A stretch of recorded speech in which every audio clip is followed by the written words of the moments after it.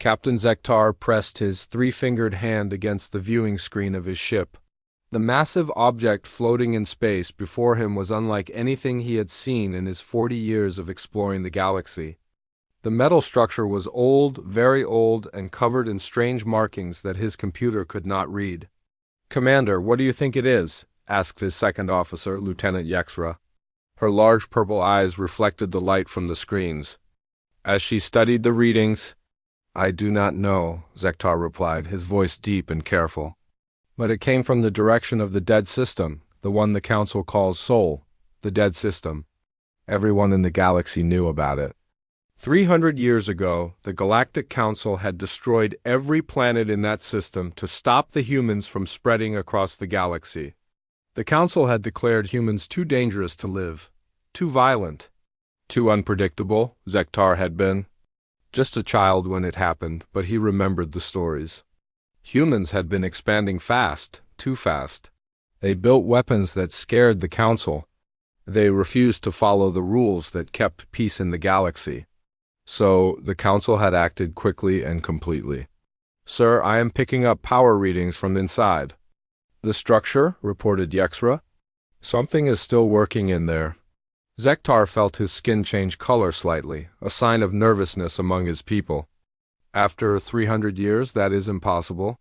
"The readings are weak but steady. There are also atmosphere readings. Air, water, even heat signatures."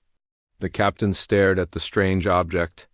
It was shaped like a long cylinder with several smaller sections attached to it. The metal looked different from anything the current galactic races used. It was rougher, more basic, but somehow it had survived in the cold of space for centuries. "Send a probe," he ordered. "Full scans. I want to know everything about this thing before we get closer."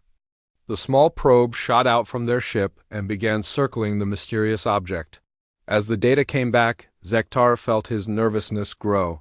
The structure was definitely human-made. The markings were in their strange language, but more important, the probe was detecting life signs. "Captain," Yexra said, her voice shaking slightly, "there are dozens of chambers inside. Most are dark and cold. But one section still has power, and sir, there are life forms inside." Zektar stepped back from the screen. This was impossible. All humans were dead. The Council had made sure of that. They had searched every planet, every moon, every space station. They had found and destroyed every human settlement in the galaxy. "Are you certain these are human life signs?" he asked. The biological patterns matched the old records perfectly. Heart rates, brain activity, body temperature. "These are definitely humans, sir." The captain walked to his command chair and sat down heavily. This discovery could change everything. If humans were still alive, even a few of them, the Council would need to know immediately. But he also knew that this could be the greatest discovery in galactic history. "How many life forms?" he asked. 47, sir. "But most are very weak. I think only a few are still alive." Zektar made his decision. "Prepare the boarding team. We go in carefully. If there are living humans in there, we need to be very careful." 2 hours later, Zektar floated through the entrance of the human structure. His suit's lights cut through the darkness inside. The air was thin but breathable for humans. The temperature was just above freezing. The inside of the structure was like a maze of corridors and rooms. Everything was built for creatures smaller than his people. The walls were covered in human writing and pictures. Some showed their blue and green planet. Others showed their strange machines and weapons. "This way, sir," called out his science officer, Dr. Lithara. She was the smartest member of his crew and the only one who had studied human history. "The active life signs are coming from the central chamber." They moved through the corridors until they reached a large room filled with tall metal containers. Each container had a small window and most were dark inside, but a few still glowed with soft blue light. "Hibernation pods," Dr. Lithara whispered. "The humans called it cryogenic sleep. They could freeze themselves and sleep for hundreds of years." Zektar approached one of the glowing containers. Through the small window, he could see a figure lying still inside. It was a human male, tall and muscular compared to the galactic races. His skin was pale from the long sleep. His hair was dark and cut short. He looked young, maybe 30 human years. Is he alive? Zektar asked. Dr. Lithara checked her instruments. Yes, sir, his body functions are very slow, but steady. He is in perfect hibernation. The pod is keeping him alive. The captain looked at the other glowing pods. How many are still functioning? Only 3, sir. This one has the strongest readings. The others are failing. Zektar stared at the sleeping human. In all his years of exploration, he had never seen a living human. The council had been very clear about their danger. They were violent, unpredictable, and intelligent in ways that scared the other races. But this one looked peaceful, almost innocent. We need to report this to the council. Immediately, he said. Sir, Dr. Lithara said carefully, this could be the discovery of our lifetime. A living human, preserved from before the war. Think of what we could learn. Zektar knew she was right. The scientific value was incredible. But he also knew the danger. The council had destroyed an entire star system to stop the humans. They would not be happy to learn that some had survived. Contact the council, he ordered. Tell them we have found human survivors. Let them decide what to do. The response came faster than expected. Within 6 hours, a council ship arrived at their location.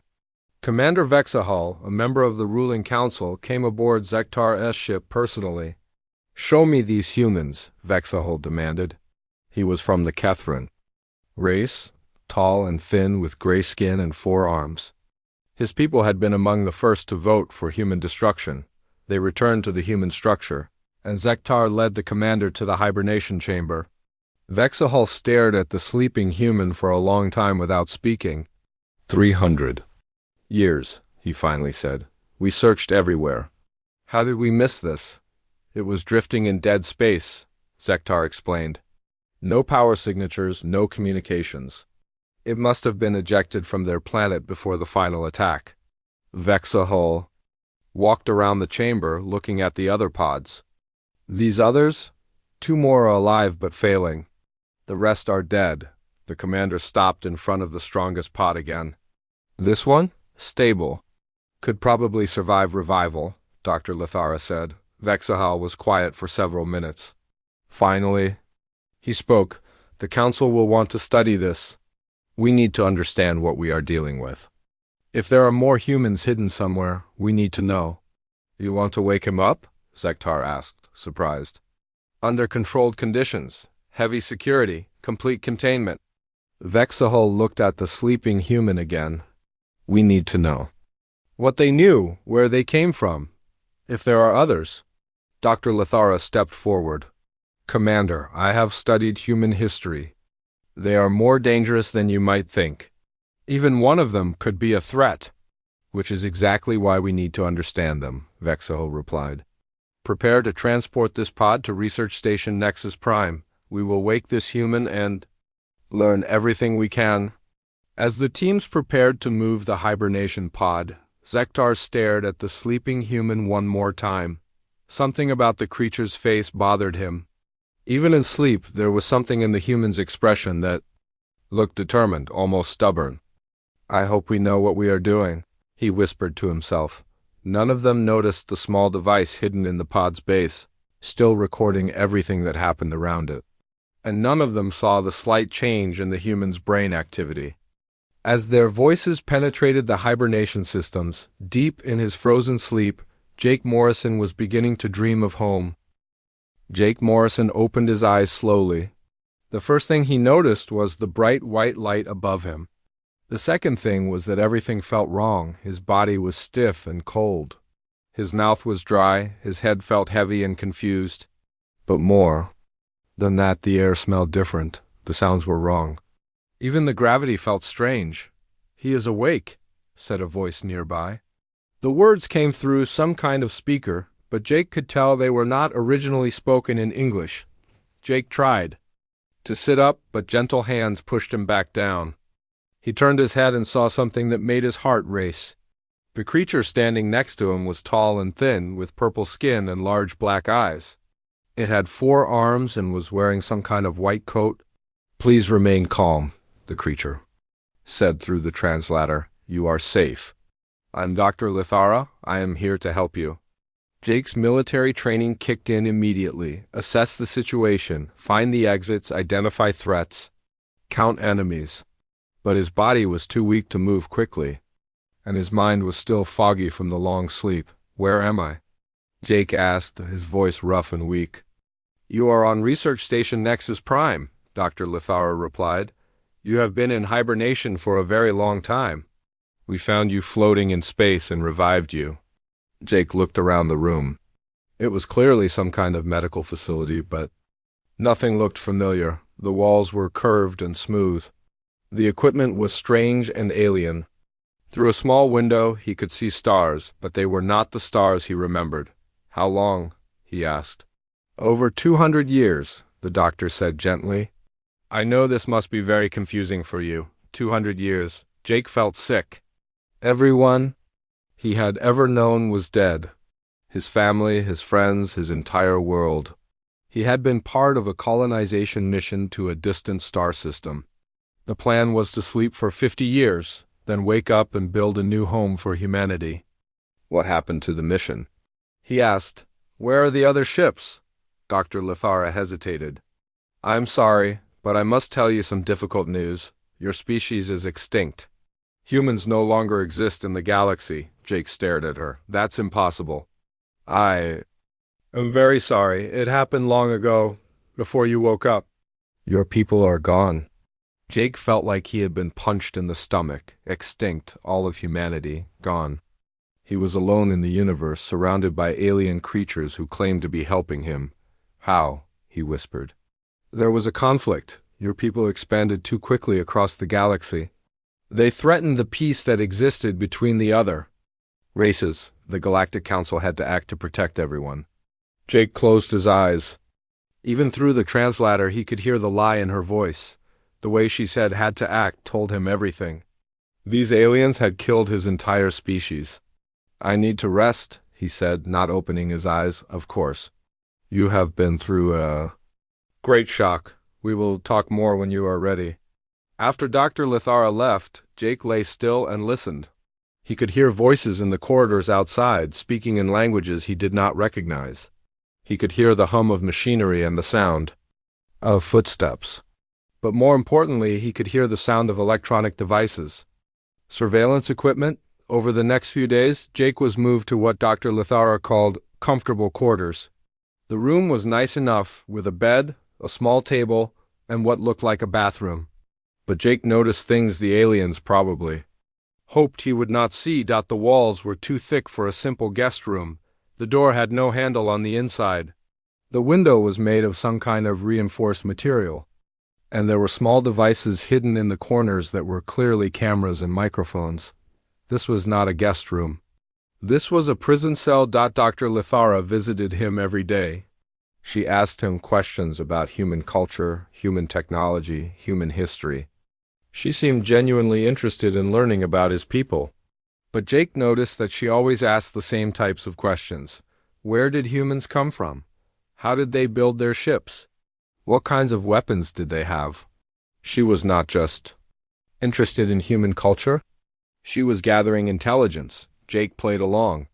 He answered her questions, but he was careful about what he told her. He talked about art and music and food. He described Earth's oceans and mountains. He told her about human holidays and traditions, but he never mentioned his military service. He never talked about human weapons technology. And he never told her about the backup colonies that had been established in secret locations throughout the galaxy. During his third week on the station, Jake began to explore his prison more carefully. The guards outside his door were from different alien species. They were well armed but seemed bored and relaxed. They did not expect him to be a threat. Jake began to exercise in his room. He told Dr. Lithara that physical activity helped him deal with the stress of being alone. She seemed to understand and even provided him with some basic exercise equipment. What she did not understand was that Jake was not just exercising. He was testing his strength, his speed, his endurance. He was preparing for something. Jake also began to study the station's daily routines. He learned when the guards changed shifts. He learned when the corridors were most busy and when they were empty. He learned the sounds that meant different things were happening on the station. Most importantly, he learned that the aliens were not as careful as they thought they were. One night, Jake woke up to the sound of voices in the corridor outside. His room, the translation system, was not working properly, so he could hear the aliens speaking in their own languages. But he had been listening carefully for weeks, and he was starting to understand some of their words. Dangerous than we thought, one voice said, one voice. Council wants to know about other colonies, quote, said another. Dispose of him when we have what we need, Jake's blood went cold. They were planning to kill him. The next morning, Dr. Lithara came for their usual session. But this time, Jake was ready with his own questions. Doctor, you said my people were extinct because of a conflict. Can you tell me more about this conflict? Dr. Lithara shifted uncomfortably. It was a long time ago. I do not know all the details, but you must know something. You are studying me to learn about humans. Why would you do that if humans are extinct? We want to preserve the memory of your people. It is important to understand all species, even those that are gone. Jake nodded. That makes sense. But I am curious about something. If humans are extinct, why are there so many security measures around me? Why are there guards outside my door? Doctor. Lithara's large eyes blinked rapidly. It is for your own safety. You are the last of your kind. You are very valuable. Valuable for what? For science, for understanding. Jake leaned forward. Doctor, I have been a prisoner for 3 weeks. I know this is not a research facility. I know you are not just trying to understand my culture. What do you really want from me? Dr. Lithara stood up quickly. You are not a prisoner. You are a guest. Then I would like to leave. That is not possible. Why not? Because ... She stopped herself and looked away. Jake smiled, but it was not a friendly smile. Because I am the last human alive, and you are afraid of what I might do if you let me go. Dr. Lithara did not answer, but her silence told Jake everything he needed to know. That night, Jake lay in his bed and stared at the ceiling. He thought about his family back on Earth. He thought about his friends in the military. He thought about all the humans who had died while he slept in his frozen pod. The aliens had made a mistake. They thought they were dealing with a civilian, a colonist who would be grateful for their help. They did not know that Jake Morrison had been a Marine for 8 years before joining the colonization mission. They did not know that he had fought in 3 different wars and had been trained to survive in hostile environments. Most importantly, they did not know that humans had a saying, "The only easy day was yesterday." Jake Morrison was done being a prisoner. It was time to remind the galaxy why they had been afraid of humans in the first place. He closed his eyes and began to plan his escape. Tomorrow, the real war would begin. Jake Morrison waited until the 3rd hour of the night shift. He had been watching the guards for weeks, and he knew their patterns perfectly. During the 3rd hour, they always got tired and lazy. They would talk to each other instead of watching the monitors. He rolled out of bed quietly and moved to the small table in his room. Over the past few days, he had been slowly breaking off small pieces of metal from the exercise equipment. The aliens had not noticed because the pieces were tiny, but Jake had been patient. Now he had enough metal to make what he needed, using techniques he had learned in Marine survival training. Jake twisted the metal pieces together to create a small but sharp tool. It was not much, but it would work. He moved to the door and examined the locking mechanism. The aliens thought their technology was too advanced for a primitive human to understand. They were wrong. Jake had been an engineer before he became a Marine. He understood how machines worked, even alien machines. The lock was electronic, but it still had moving parts. And moving parts could be broken. He slid his makeshift tool into the small gap beside the door frame. The metal was softer than he expected, and after a few minutes of careful work, he heard a small click. The door was unlocked. Jake waited and listened. The guards were still talking in their alien language. They had not heard anything. He opened the door just a crack and looked out. The corridor was long and curved, with doors leading to other rooms. At the far end, he could see two guards standing near a control station. They were both from the same species as Dr. Lithara, tall and thin with purple skin. Jake had studied these aliens carefully. They were stronger than humans, but they were not faster. They were also not trained for combat. They were scientists and researchers, not soldiers. He slipped out of his room and moved along the wall. The station's artificial gravity was lighter than Earth's gravity, which made him feel stronger and faster than normal. His bare feet made no sound on the metal floor. The first guard never knew what hit him. Jake grabbed him from behind and put pressure on the nerve cluster in his neck. The alien went unconscious immediately. The second guard started to turn around, but Jake was already moving. A quick strike to the alien's throat, and he dropped to the floor. Jake dragged both guards into an empty room and locked the door. Then he went to their control station and began studying the screens. The station was bigger than he had thought. There were dozens of levels, hundreds of rooms, and thousands of alien crew members. But Jake was not interested in the size of the station. He was interested in one specific room. The data core. Every ship and station had one. It was where they kept all their important information: navigation charts, communication logs, research data, and most importantly, intelligence about other locations in the galaxy. Jake found the data core on the station's map. It was 15 levels down and heavily protected. But Jake had expected that. He also found something else interesting. The station had a small hangar bay with several ships. One of them was marked as a high-speed reconnaissance vessel. Was exactly what Jake needed. Jake took the weapons from the unconscious guards.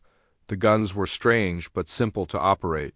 He also took their communication devices and keycards.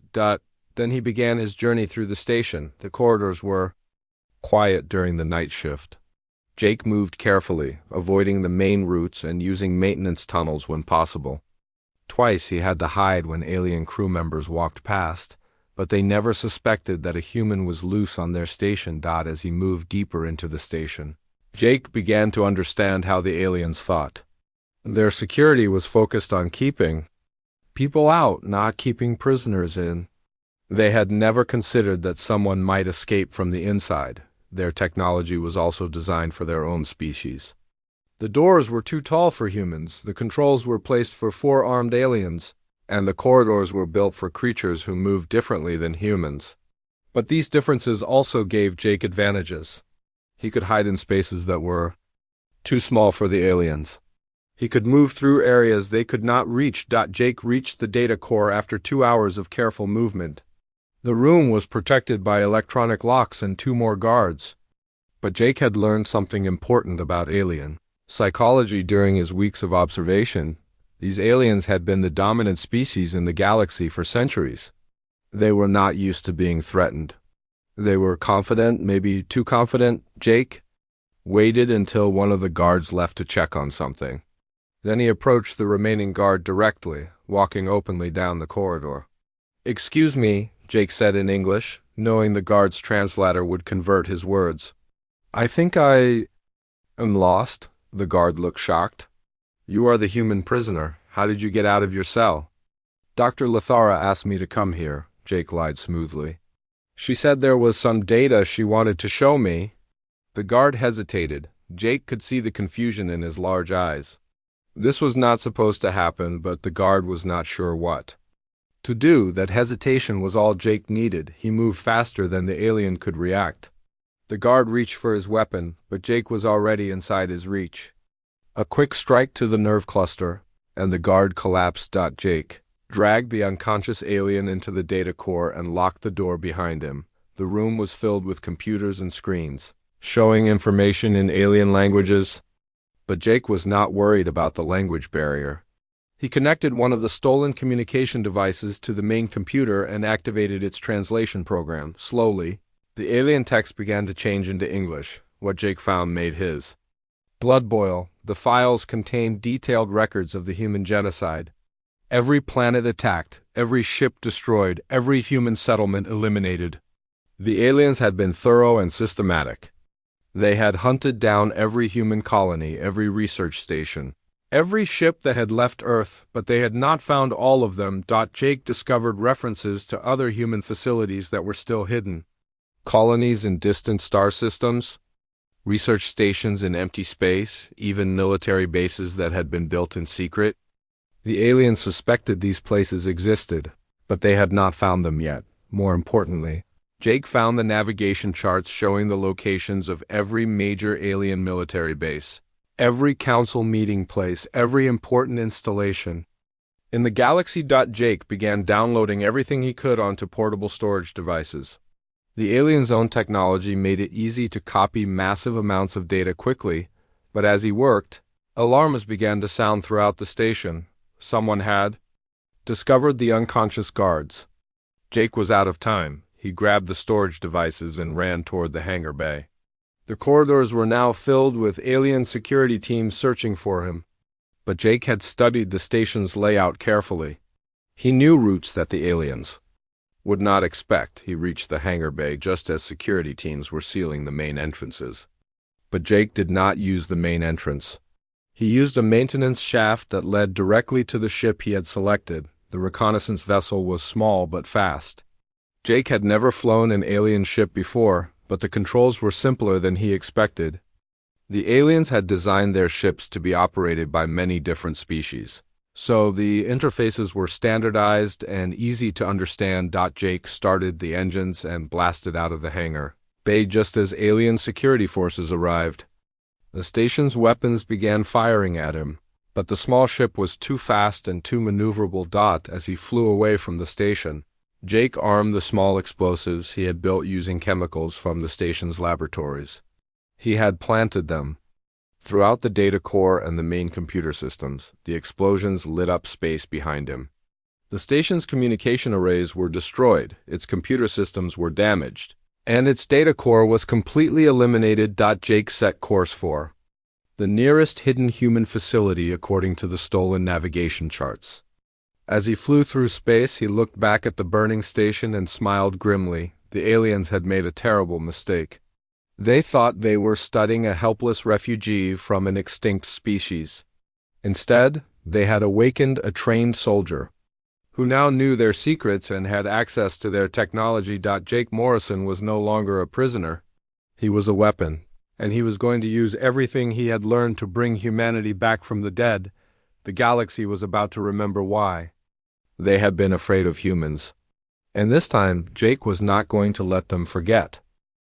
Jake Morrison had been flying for 3 days when he found the first hidden human facility. It was exactly where the stolen alien data said it would be. Floating in empty space between two dead star systems, the facility looked like a large asteroid from the outside. But Jake's ship detected the artificial materials hidden inside the rock. This was human technology, designed to look like nothing important. Jake sent the old human identification codes he had memorized from his military service. For several minutes, nothing happened. Then a small section of the asteroid opened, revealing a docking bay inside. As Jake's ship entered the facility, he felt something he had not felt in months: hope. The docking bay was filled with human ships, old ones like the vessels he remembered from his time. They were covered in dust and looked like they had not been used in years, but they were still there.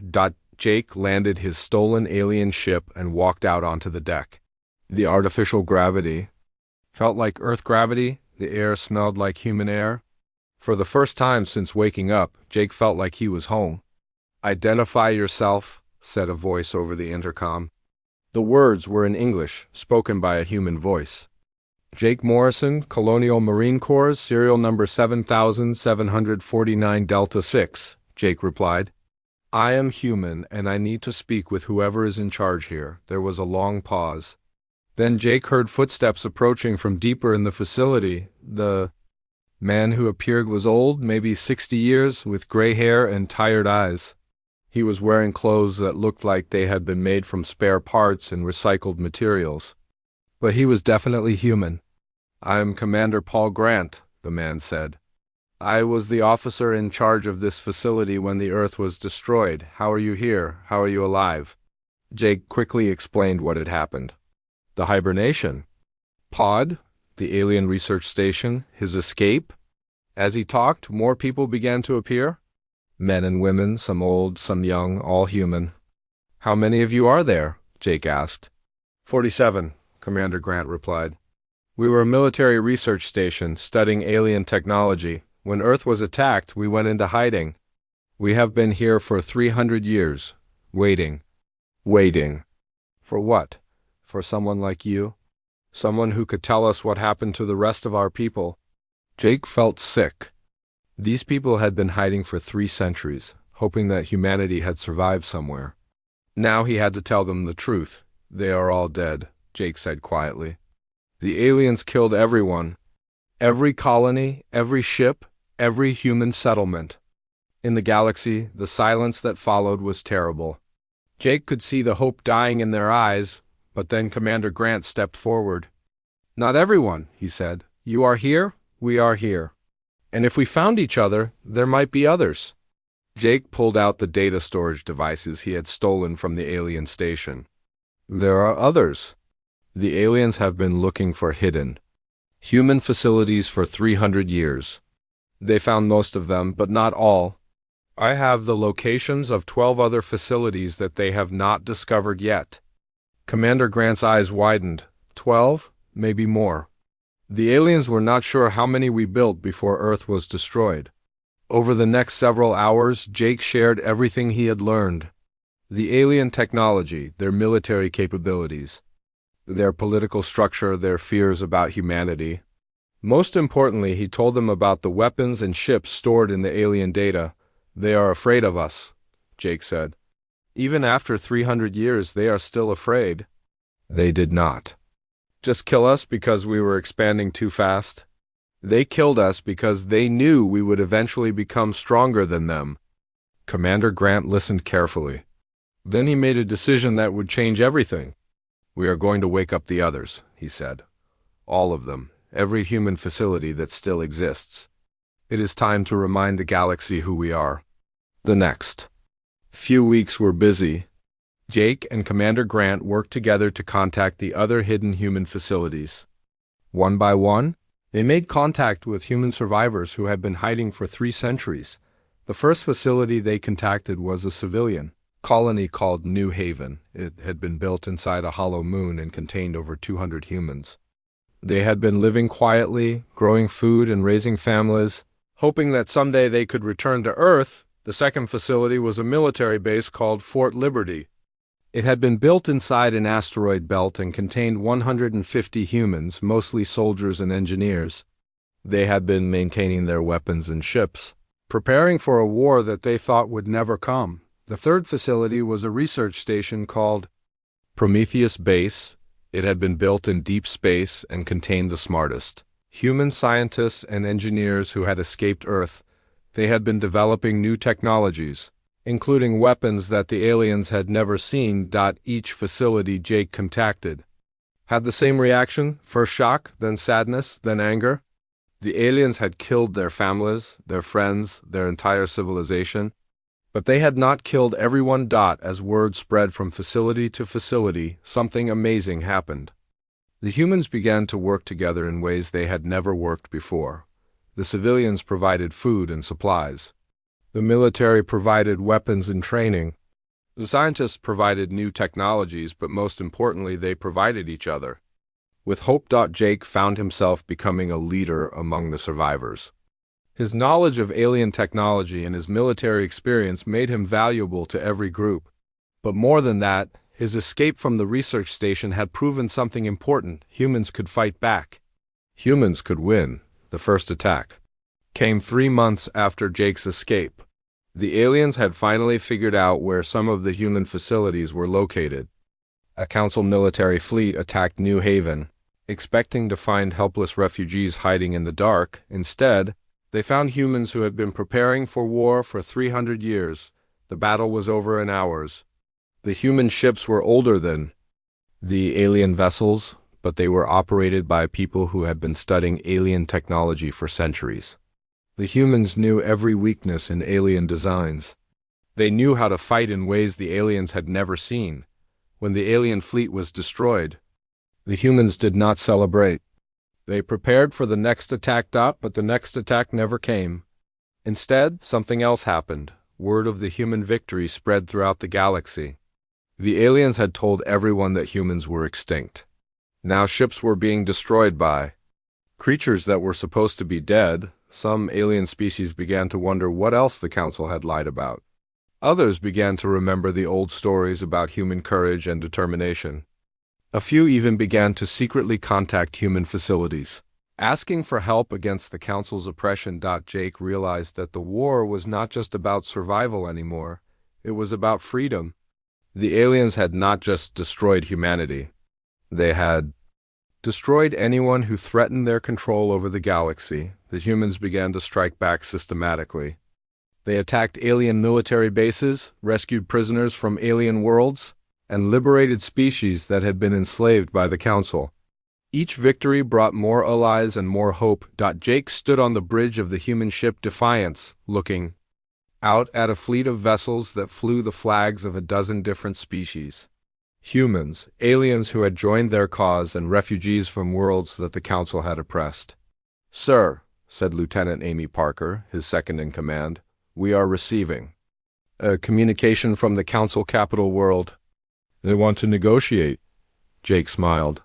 The aliens who had spent 3 centuries hunting humans were now afraid enough to ask for peace talks.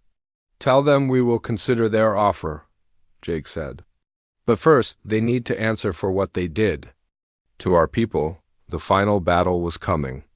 And this time, humanity would not be caught sleeping. The Council Capital World of Kethrin Prime had never seen so many ships in one place. The planet was surrounded by the largest military fleet in galactic history. But for the first time in 300 years, the Council was not in control. Jake Morrison stood on the bridge of the flagship Resurrection, watching the alien world grow larger on the screen. Behind him flew 600 human ships and twice as many vessels from alien species who had joined their cause. The fleet was so large that it blocked out the stars. "Sir, we are receiving another communication from the Council," reported Commander Lisa Hayes from the communications station. "They are asking for more time to consider our demands." Jake shook his head. "They have had 6 months to consider our demands. Tell them we are done waiting." The demands were simple. The Council members who had ordered the destruction of humanity would surrender themselves for trial. All species enslaved by the Council would be freed. The Council's military would be disbanded. And most importantly, the galaxy would be rebuilt on principles of freedom and cooperation, not fear and control. The Council had rejected every demand. They had tried to negotiate, offering to give humans a few planets to rebuild on. They had tried to bribe human leaders with advanced technology. They had even tried to claim that the destruction of humanity had been a mistake, a misunderstanding that could be forgiven. Jake had rejected every offer. This was not about getting a few planets back. This was about justice for genocide. "Sir," called out Lieutenant Amy Parker from the tactical station, "the Council Defense Fleet is moving to intercept us. 300 ships, all heavily armed." Jake looked at the tactical display. The alien ships were positioned between his fleet and the planet. They were outnumbered 2 to 1, but they were defending their homeworld. They would fight hard. "Open a channel to all ships," Jake ordered. When the communication channel was ready, Jake spoke to his entire fleet. "This is Admiral Morrison. Today we finish what the Council started 300 years ago. They thought they could destroy humanity and everything we stood for. They were wrong. Today we show them that freedom cannot be killed, that justice cannot be silenced, and that humans never forget." The response from the fleet was immediate. Cheers, battle cries, and promises of victory came from every ship. Humans and aliens, united in their desire to end the Council's tyranny. "All ships," Jake continued, "remember that we are fighting for more than revenge. We are fighting for a future where no species has to live in fear. We are fighting for a galaxy where everyone can be free." Jake closed the communication channel and turned to his crew. Take us in. The battle for Kethrin Prime was unlike anything the galaxy had ever seen. The Council fleet fought with the desperation of beings who knew they were facing their end. Their ships were advanced and their crews were experienced, but the human fleet fought with something the aliens had never understood. They fought with the fury of people whose families had been murdered, whose worlds had been destroyed, whose entire civilization had been wiped out. They fought with the determination of survivors who had spent 3 centuries preparing for this moment. Most importantly, they fought with the creativity and adaptability that had always made humans dangerous. When alien shields blocked their weapons, humans found new ways to attack. When alien tactics confused their allies, humans developed new strategies. When alien technology seemed superior, humans used it better. The battle lasted for 8 hours. When it was over, the Council defense fleet was destroyed in Kethrin. Prime lay defenseless before the human armada. Jake received the surrender communication 30 minutes later. "This is Chancellor Vexahol of the Galactic Council," said the familiar voice that Jake remembered from the research station. "We surrender unconditionally. Please do not attack the planet. There are billions of innocent civilians down here." Jake smiled grimly. "Now you care about innocent civilians. Where was that concern when you were destroying human worlds? Admiral Morrison, please. We can discuss terms. We can find a solution that works for everyone." "The time for discussion is over," Jake replied. "You will transport all council members to my flagship immediately. They will stand trial for genocide. Any delay will be considered an act of continued hostility." There was a long pause. Then Vexahol spoke again, his voice defeated. "Understood. We will comply." 2 hours later, Jake stood in the main conference room of the Resurrection, facing the 12 alien beings who had ruled the galaxy for centuries. They looked smaller than he had expected. Without their fleets and armies, they were just frightened. Creatures who had finally been caught. Chancellor Vexahol, the tall gray alien who had ordered Jake's capture, stood at the front of the group. His forearms hung at his sides, and his large eyes could not meet Jake's gaze. "You have destroyed the peace that existed in this galaxy for over 1,000 years, Vexahol said quietly. "Billions of beings lived safely under Council rule." Jake stepped forward safely. "Tell that to the humans you murdered. Tell that to the species you enslaved. Tell that to everyone who lived in fear of your fleets. We maintained order, we prevented wars. You prevented freedom," Jake replied. "You built your peace on the graves of anyone who threatened your control." Dr. Lithara, the alien scientist who had studied Jake on the research station, spoke up. "Admiral Morrison, we know you are angry. But surely you can see that destroying the Council will lead to chaos. Without central authority, the galaxy will fall into war." Jake looked at her with cold eyes. "Doctor, you spent weeks studying me, trying to understand what made humans dangerous. Did you ever figure it out?" She shook her head. "It was not our weapons or our technology. It was not our aggression or our expansion. It was our refusal to accept that things could not be better. Humans never accepted that freedom was impossible, that justice was a dream, that the strong had the right to rule the weak." Jake walked around the table, looking at each council member. "You thought you were protecting the galaxy from us, but you were really protecting yourselves from the idea that your victims might fight back." Commander Quinder, a blue-skinned alien who had opposed Jake's revival from the beginning, spoke angrily. "What will you do now? Kill us all? Become the new tyrants of the galaxy?" Jake stopped and looked at him. "That is what you would do, is it not? That is what you did to us. But humans are different." Jake activated a communication device, and screens around the room lit up with images from across the galaxy. Ships returning freed slaves to their homeworlds, human engineers helping rebuild planets damaged by Council rule, alien species working together to form new governments based on cooperation instead of fear. "We are not here to rule the galaxy," Jake said. "We are here to free it. Every species will have the right to govern themselves. Every world will choose its own path, and if anyone tries to build another empire based on oppression, they will face the same justice you are facing now." The trials took 3 months. The evidence of the Council's crimes was overwhelming. Documents, recordings, testimonies from thousands of victims across hundreds of worlds. The genocide of humanity was just one crime among many. The sentences were carried out quickly. Some council members were executed. Others were sentenced to life in prison. A few, those who had opposed the worst decisions, were allowed to live under supervision on isolated worlds, but the real victory was not in the punishment of criminals. It was in what came after. Jake stood on the observation deck of a space station orbiting Earth. The planet was still a burned wasteland, but human ships were working to restore it. Slowly, carefully, they were bringing life back to their home world. "Sir," said Amy Parker, who had become Jake's closest advisor, "the representatives from the new Galactic Federation are ready for the ceremony." Jake nodded. The Federation was everything the Council had not been: voluntary membership, democratic decisions, protection for smaller species, and guaranteed rights for everyone. It was not perfect, but it was free. "Admiral," Amy said quietly, "do you ever wonder what would have happened if they had not found your hibernation pod?" Jake thought about it for a moment. They would have continued ruling through fear.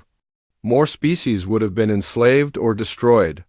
The galaxy would have remained trapped in their version of peace. He turned to look at her. "But they did find me. They woke me up, thinking I was just another victim to be studied and disposed of. They never imagined that sometimes, when you wake up a sleeping giant, you get exactly what you deserve." Jake walked toward the ceremony hall, where representatives of 50 different species were waiting to sign the Federation Charter. Behind him, through the window, the first green plants were beginning to grow on Earth's surface. Humanity had returned to the galaxy, and this time they were not alone.